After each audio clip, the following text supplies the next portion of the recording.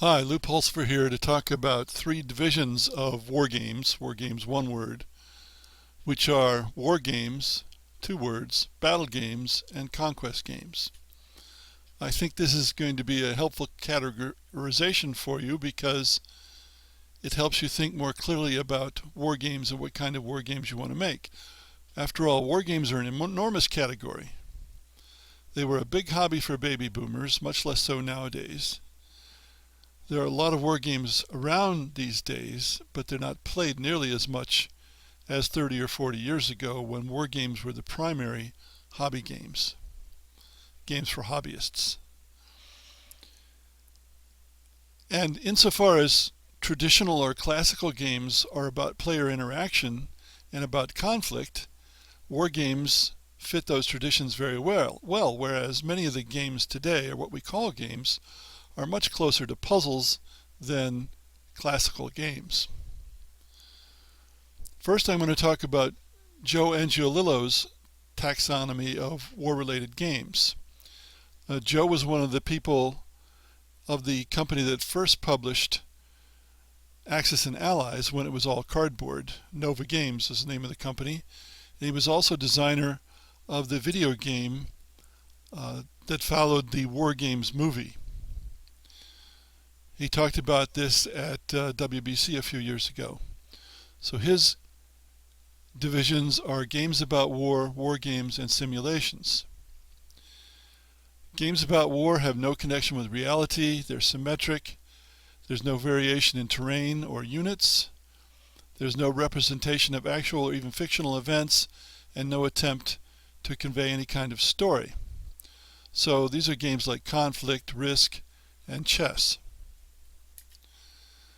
Then he had war games, which are asymmetric, do have variations in terrain and units. A real or fictional event is depicted, and there's an explicit story involved, or perhaps calling it a setting or a context would be better. But remember, the word story is part of the word history. Then the third category was simulations, which Joe called war games taken to an extreme. Turn papers with board and pieces and no concern for play balance is the way he put it. These games more or less force a particular outcome in order to match history.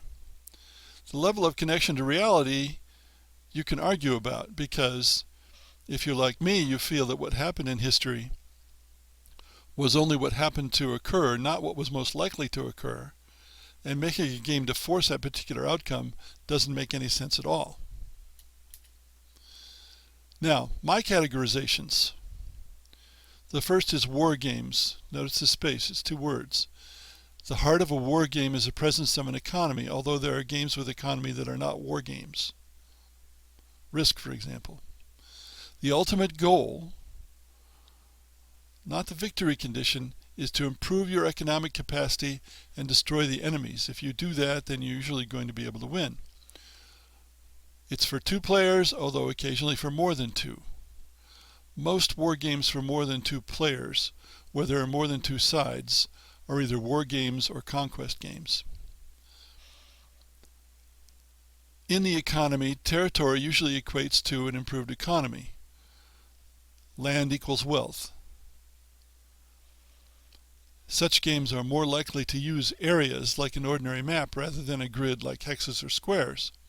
They're generally large scale and strategic, and they generally cover years or even centuries.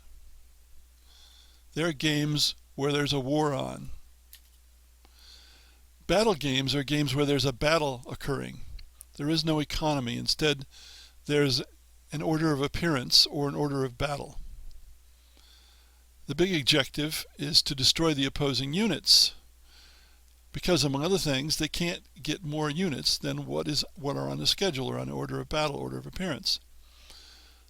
It's best for the game if there is some other objective, for example, a territorial objective, or even in chess, capture the king, as a victory avoids much of the tedium of destroying units.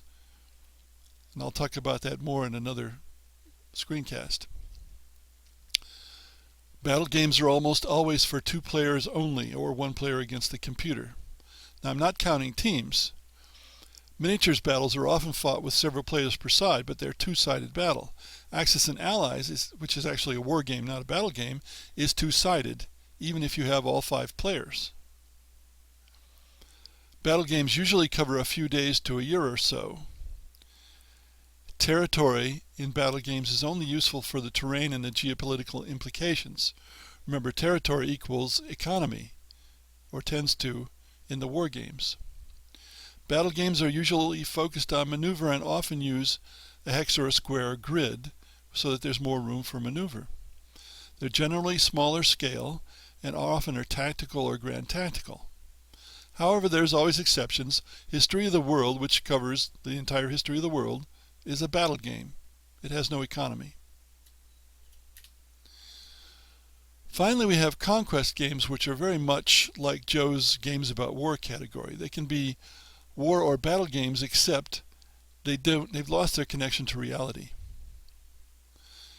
In a conquest game, there are very few real-world restrictions on what you can do. You sort of have freedom to do whatever you want. That's one of the characteristics of conquest games, and something that takes away from the reality of historical games. The attacker can always get the upper hand, so that the odds favor those who attack. And in a conquest game, it's strategically not wise generally to play defensively, hence the name conquest games. Usually they're symmetrical, identical starting situations. Typically they're large scale. The combat is typically very simple. And these games are particularly attractive to those who aren't hobby gamers. Mass market, for example. War and battle games are models. Conquest games are not. War and battle games try to reflect some reality. It can be a fictional reality. Models must simplify. Reality is too complex. At some point, there's a line between a model that is not a simulation and a model that is a simulation. What's the difference? Well, it's very hard to pin down, but I would generally say simulations value the model more than the game, and they often try to model causes rather than just effects, which is something I'll talk about in another screencast.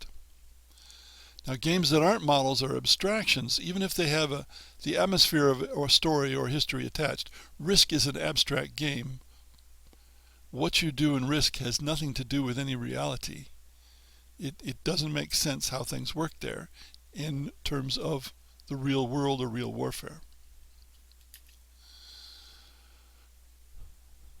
The more realistic war games that are still good games are going to be war games, or they're going to be tactical battle games that are models but not simulations. The tactical games will tend to be 1 or 2 players, sides. Strategic games will sometimes be for more than 2 sides, which is my own design preference. Something like Diplomacy or Britannia. Diplomacy is for 7, Britannia is for 4. The most widely appealing war games will usually be conquest games for more than 2 players. In Joe Angiolillo's terms, games about war. One-player games will frequently become simulations. One-player games are usually for a computer, and the computer can handle lots of details that are way too much for players in a tabletop game. So you can come closer to simulating what's going on. You can make a more complex model. One of the early war game specific questions you're going to have is, which kind of game do you want to make? Do you want to make a war game, a battle game, or a conquest game?